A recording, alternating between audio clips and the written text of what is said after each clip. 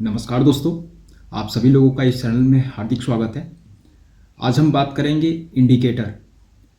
देखिए, मैं ऐसे इंडिकेटर के बारे में बताऊंगा जो प्राइस एक्शन को सपोर्ट करें, यानी जो प्राइस एक्शन के बेस्ड पे इंडिकेटर काम करता है, मैं उसी इंडिकेटर के बारे में बताऊंगा। अदरवाइज बहुत सारे ऐसे इंडिकेटर हैं जो बाई सेल का सिग्नल देते हैं। ऐसे इंडिकेटर को आपको यूज नहीं करना है। आपको ऐसे इंडिकेटर का यूज करना है जो सिर्फ और सिर्फ प्राइस एक्शन को फॉलो करते हो। तो इंडिकेटर में सबसे पहला है वॉल्यूम, ईएमए। ईएमए का पूरा नाम exponential moving average, pivot point, RSI. आप बस ये 4 इंडिकेटर को अपने ट्रेडिंग में फॉलो कीजिए। इसके अलावा आपको कुछ भी फॉलो करने की ज़रूरत नहीं है। Volume, EMA, pivot point, RSI, इन सभी के बारे में मैं पूरा फुल डिटेल्स में बताऊंगा। तो अब स्टार्ट करते हैं। वॉल्यूम क्या होता है और वॉल्यूम का इतना इम्पोर्टेंस क्यों है ट्रेडिंग में। देखिए, वॉल्यूम, वन सेकेंड। अगर कोई सेलर एक शेयर बेच रहा है तो एक खरीदार भी होना चाहिए, तो एक खरीदेगा भी। ठीक।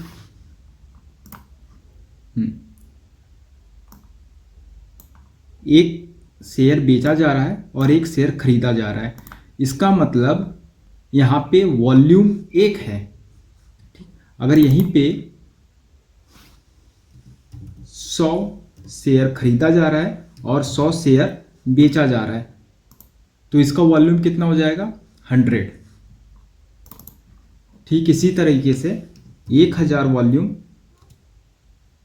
1000 क्वांटिटी बेचा जा रहा है और 1000 क्वांटिटी खरीदा जा रहा है, तो इसका वॉल्यूम क्या होगा? 1000। ठीक है। तो अब स्टार्ट करते हैं। वॉल्यूम, सबसे पहले ट्रेडिंग व्यू की वेबसाइट पे आएंगे हम। ट्रेडिंग व्यू की वेबसाइट को कैसे यूज करते हैं, अगर आपने नहीं देखा है तो वीडियोस हमारे प्लेलिस्ट में जाकर के देख लीजिएगा, वहाँ पे फुल डिटेल्स में बताया गया है। तो ट्रेडिंग व्यू की वेबसाइट पे आने के बाद आप यहाँ पे इंडिकेटर में आएंगे और यहाँ पे टाइप करेंगे वॉल्यूम। ठीक। तो ये आपका वॉल्यूम आ गया। कुछ सेटिंग करनी होती है, जैसे कि स्टाइल में आप इसको ग्रीन है तो प्रॉपर ग्रीन ले लीजिए, या फिर इसका हाईलाइट कर दीजिए, इसको कैपेसिटी इसका बढ़ा दीजिए। ठीक है। एंड इनपुट स्टाइल और volume moving average. Volume moving average, ये जो लाइन देख रहे हैं आप, ये वॉल्यूम मूविंग एवरेज। अगर इस लाइन के ऊपर वॉल्यूम जा रहा है, ठीक, इसका मतलब उस कैंडल में सबसे अधिक खरीददारी या बिकवाली हुई है। ठीक है। अच्छा, वॉल्यूम देखना जरूरी क्यों है? वॉल्यूम देखना जरूरी इसलिए है कि हम फॉल्स ब्रेकआउट या ब्रेकडाउन से बच पाएँ और मुझे सही सिग्नल मिले कि अब मार्केट ऊपर जाने वाला है या नीचे जाने वाला है। ठीक। तो अब आ गए हैं, ये है निफ्टी 50 का चार्ट 1 आवर के टाइम फ्रेम पे, 1 आवर। तो हम क्या करेंगे, सबसे पहले सपोर्ट एंड रेजिस्टेंस ड्रॉ करेंगे। यहाँ पे मैं आपको बता रहा हूँ कैसे फॉल्स ब्रेकआउट को पहचानते हैं और सही डायरेक्शन में हम अपना कैसे ट्रेड लें। ठीक। एक यहाँ पे सपोर्ट रेजिस्टेंस मार्क किया। अच्छा, सपोर्ट रेजिस्टेंस कैसे मार्क करते हैं ये भी आपने नहीं देखा है तो आप वीडियोस के हमारे प्लेलिस्ट में जा करके आप लोग देख लीजिए उसको, तब प्रॉपर समझ में आएगा। एक यहाँ बन गया, एक यहाँ भी सपोर्ट बन रहा है।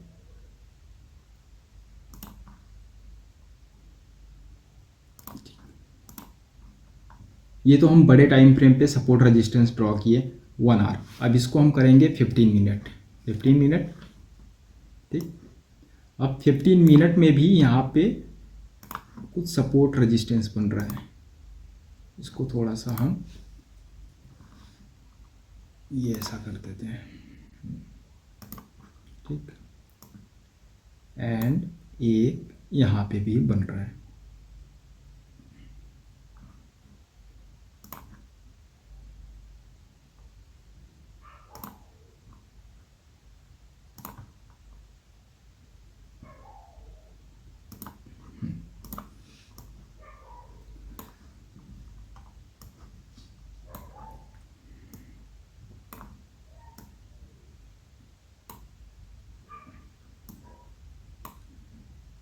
देखिए, जैसे ये प्राइस गिर करके अपना लोअर हाई बनाते हुए प्राइस यहाँ तक आया, आफ्टर दैट फिर से प्राइस थोड़ा सा ऊपर गया, फिर नीचे,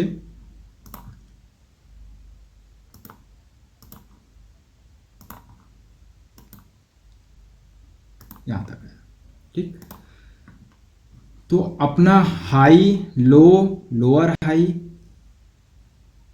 higher low, sorry lower high, lower low and lower high, again lower low बनाते हुए मार्केट यहाँ से लेके यहाँ तक नीचे आया।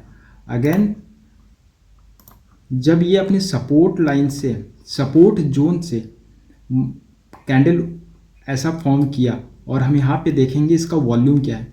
वॉल्यूम ये देखिए, जब इसके प्रीसीडिंग मतलब पहले की कैंडल से वॉल्यूम ज़्यादा है और कैंडल बुलिश है, इसका मतलब अभी अपने ये नेक्स्ट रेजिस्टेंस तक जाने के लिए तैयार है, ठीक है। तो यहाँ पे प्रॉपर ब्रेकआउट मिला हुआ है। यहाँ पे कैंडल, इस कैंडल का वॉल्यूम हाई है एंड जैसे ही ये अपने जोन को ब्रेक करेगा आप यहाँ पे अपना एंट्री बनाएंगे, देन अगेन अपने टारगेट रेजिस्टेंस 1, रेजिस्टेंस 2 तक जाएंगे। अच्छा, ये तो मैं 15 मिनट के टाइम फ्रेम पे देख रहा हूँ। जैसे ही छोटे टाइम फ्रेम पे आएंगे, यहाँ पे आपको फॉल्स सिग्नल देखने को मिलेंगे।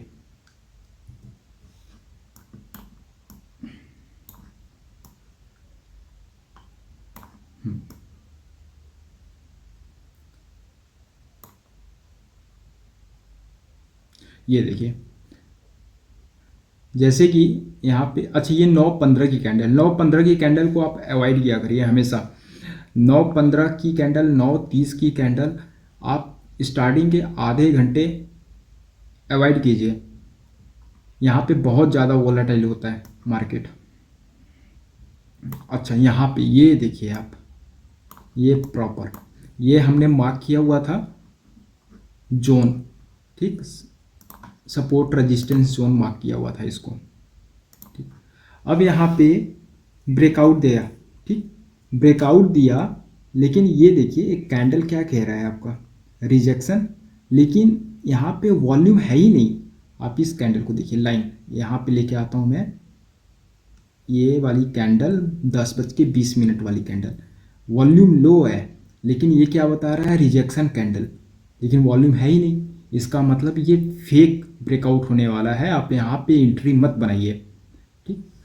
अब इसके बाद जैसे ही ये ऊपर जाके ऊपर से रिजेक्शन लिया और नेक्स्ट कैंडल पहले वाली कैंडल से वॉल्यूम ज़्यादा शो कर रहा है, ठीक है।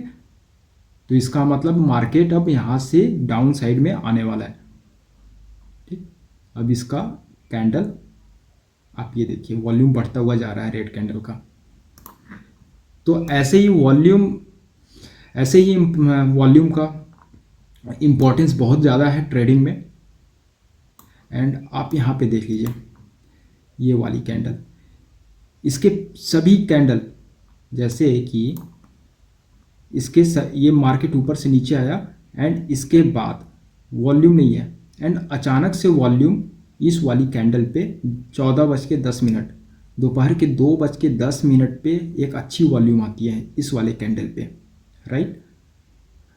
तो इसका मतलब यहाँ पे बायर्स एक्टिव हो चुके हैं। एंड अभी आप ये देखिए, अपने सपोर्ट जोन से मार्केट यहाँ तक गया, फिर ये थोड़ा सा नीचे आया, अगेन यहाँ से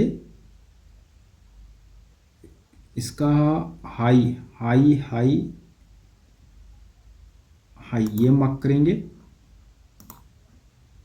देन ये मार्क करेंगे, देन ये देखिए market low high higher low higher high higher low higher high बनाते हुए मार्केट ऊपर जा रहा है। तो जैसे ही इस कैंडल का हाई ब्रेक होगा आप अपनी एंट्री यहीं पे बना लेंगे। ठीक है, हमें कंफर्मेशन मिल गया कि वॉल्यूम अच्छा आया कैंडल में, अब मार्केट ऊपर जा सकता है। तो हमारी कैंडल, इस कैंडल का हाई जैसे ही ब्रेक होगा हम अपनी पोजीशन बना लेंगे। यहाँ पे मेरा पोजीशन बन गया इस कैंडल के हाई पे। ठीक है, अच्छा अब स्टॉप लॉस क्या लगाएंगे? स्टॉप लॉस इस कैंडल का, जिस कैंडल में वॉल्यूम अधिक आया है यहाँ, इसका लो आपका स्टॉप लॉस रहेगा। ठीक है, ये देखिए आपको कितना दिया हुआ है, 1.196 रेशियो का, अप्रॉक्स 1:1 रेशियो का यहाँ पे आपको मिल गया है। नहीं, risk reward ratio 1:1 ratio, okay ठीक है, 1:1 रेशियो का ये दिखा रहा है।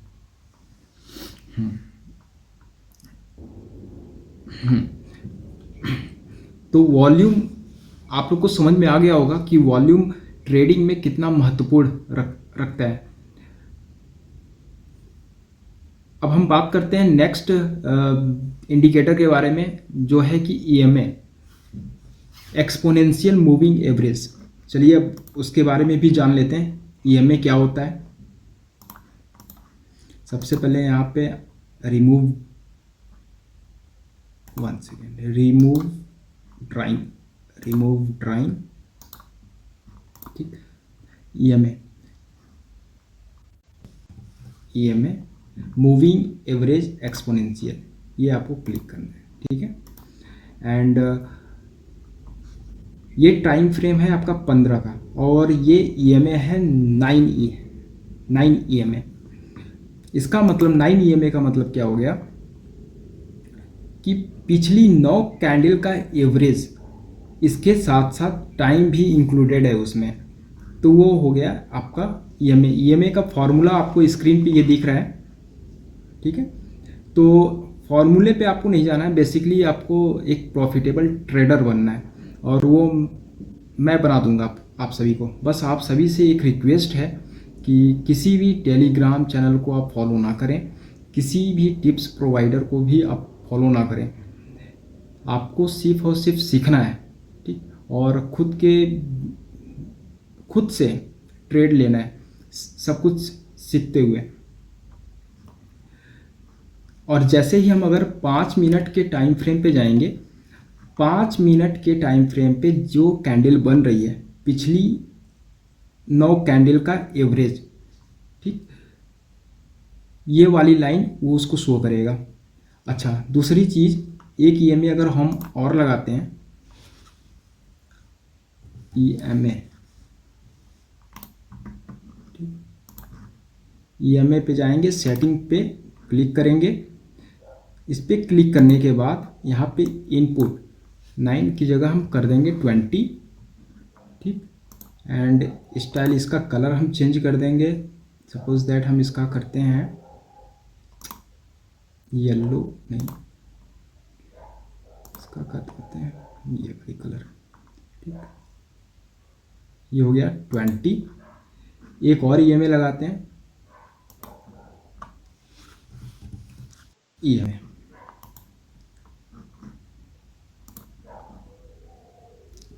इसको सेट करते हैं हम इनपुट में जाके 50, ठीक। जो 9 EMA का ये जो लाइन दिखा रहा है आपको, पिछले 9 कैंडल का 5 मिनट के टाइम फ्रेम पे पिछले 9 कैंडल का ये आपको सपोर्ट एंड रेजिस्टेंस प्रोवाइड कर रहा है, ठीक। एंड जो 20 EMA है, लास्ट 20 कैंडल्स का, लास्ट 20 कैंडल्स का ये आपको एवरेज बता रहा है। एंड 50 EMS क्या हो गया, 50 EMS आपकी ये नीचे वाली लाइन। अच्छा, एक चीज़ आप लोग ये देख रहे होंगे 9 EMA प्राइस के साथ साथ चल रहा है और 20 EMA थोड़ा सा नीचे चल रहा है, 50 EMA थोड़ा सा और नीचे चल रहा है। ठीक, तो EMA प्राइस एक्शन का सबसे महत्वपूर्ण विषय होने वाला है और नेक्स्ट वीडियोस में प्रॉपर EMA पे बनाऊंगा। मैं पर्सनली जो भी ट्रेड लेता हूँ EMA और वॉल्यूम, ये दो इंडिकेटर और प्राइस एक्शन, बस इसके अलावा मैं कुछ भी नहीं देखता हूँ। ठीक, तो EMA बेसिकली ये हो गया कि प्रीवियस जैसे 9 EMA है तो 9 कैंडल, पहले 9 कैंडल का एक्सपोनेंशियल एवरेज, एंड 20 EMA है तो पिछले 9 कैंडल का 20 मूविंग एवरेज। अगर अच्छा, दूसरी चीज़, अगर मैं इसका टाइम फ्रेम चेंज कर दूं, 5 मिनट से 15 मिनट कर दूं, फिर क्या होगा, 15 मिनट के टाइम फ्रेम पे लास्ट 9 कैंडल का एवरेज आपको दिख रहा होगा। जो प्राइस के साथ साथ चल रहा है ना, वो सबसे छोटा EMA होगा 9, जो थोड़ा सा दूर होगा वो इससे बड़ा होगा 9 के बाद 20, फिर इसके नीचे जो चल रहा है वो 50। अब ये क्या है, क्रॉसओवर है। क्रॉसओवर का क्या सीन होता है एंड ब्रेकआउट ब्रेकडाउन कैसे पहचानते हैं, ये सब मैं नेक्स्ट वीडियोस में बताऊंगा। अभी जो प्रॉपर इंडिकेटर हमें सीखना है मैं उसके बारे में ही सिर्फ आपको बता रहा हूँ। ठीक, तो बेसिकली हमने EMA में क्या सीखा, EMA कैंडल्स का एक एवरेज प्राइस होता है। ठीक, और अब आ जाते हैं next indicator, pivot point. Pivot point को कैसे निकालेंगे, सबसे पहले remove drawing and remove indicator. ठीक, पिवोट पॉइंट आप इंडिकेटर में आके पिवोट पॉइंट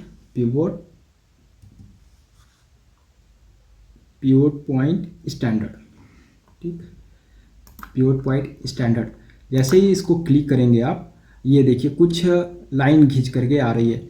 इसका मतलब ये आपको सपोर्ट और रेजिस्टेंस प्रोवाइड कर रहा है। ठीक, 1 सेकेंड, ये गया 15 मिनट के टाइम पे P। ये देखिए 13 जनवरी 2023 9:15, ये मार्केट जैसे ही खुला तो यहाँ पे इसका पिवोट पॉइंट, ठीक, और नीचे आएगा तो क्या हो जाएगा, S1, S मतलब सपोर्ट, ऊपर जाएगा तो क्या हो जाएगा, रेजिस्टेंस।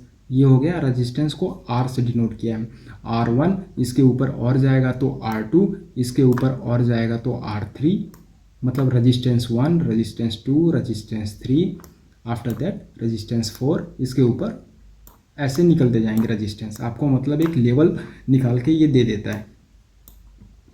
ठीक, जिसको सपोर्ट रेजिस्टेंस ड्रॉ करने नहीं आता है वो सिंपल सा पिवोट पॉइंट लगा ले और उसी के अकॉर्डिंग काम करे।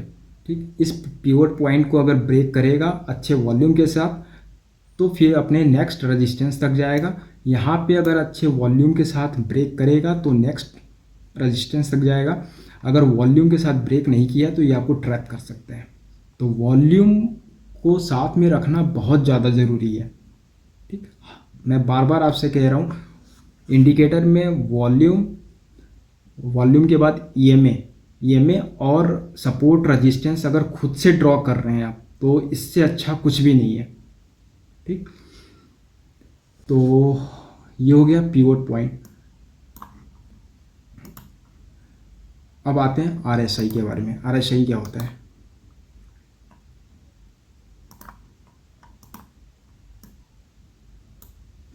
RSI का पूरा नाम होता है रिलेटिव स्ट्रेंथ इंडेक्स।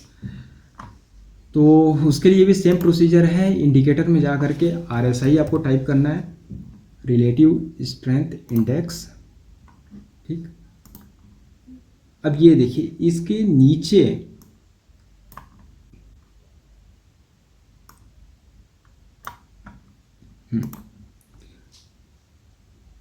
सबसे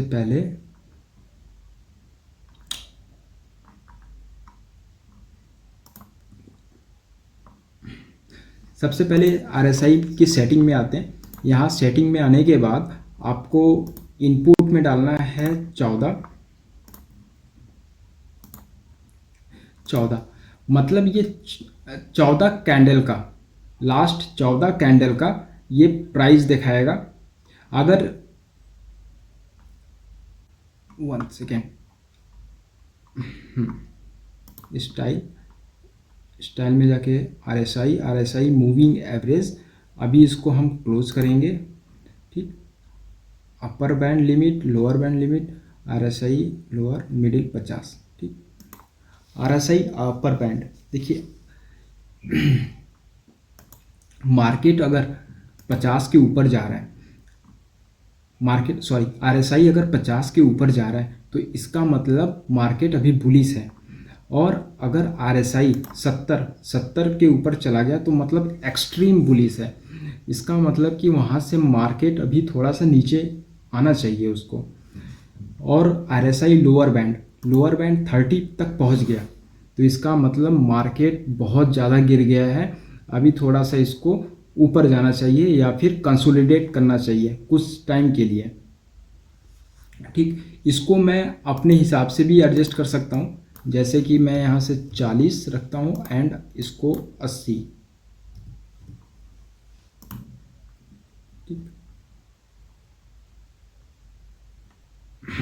अच्छा, आरएसआई का काम सिर्फ इसलिए लेते हैं हम लोग ट्रेडिंग में कि प्रॉपर ब्रेकआउट या ब्रेकडाउन, ये फॉल्स ब्रेकआउट या फॉल्स ब्रेकडाउन हुआ है, इसे कैसे पहचानेंगे, या फिर ये बिल्कुल सही ब्रेकआउट या ब्रेकडाउन हुआ है। तो देखिए ये जो लाइन आरएसआई का आप देख रहे हैं, यहाँ पे आप एक हॉरिजॉन्टल मार्क कर दीजिए।